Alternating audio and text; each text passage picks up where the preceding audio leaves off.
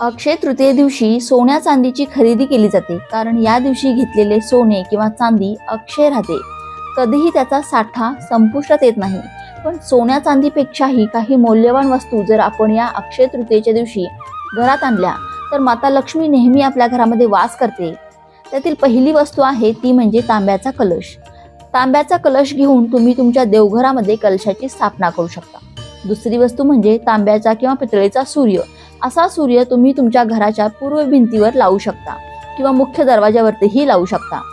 त्यानंतर तांब्याचे किंवा चांदीचे पाण्याचे भांडे, असे भांडे तुम्ही पाण्याने भरून रोज देवघरामध्ये ठेवू शकता.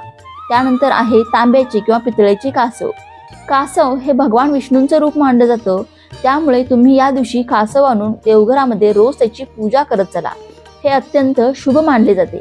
आवर्जून यातील एक तरी वस्तू अक्षय तृतीयेच्या दिवशी घरी आणा. श्री स्वामी समर्थ.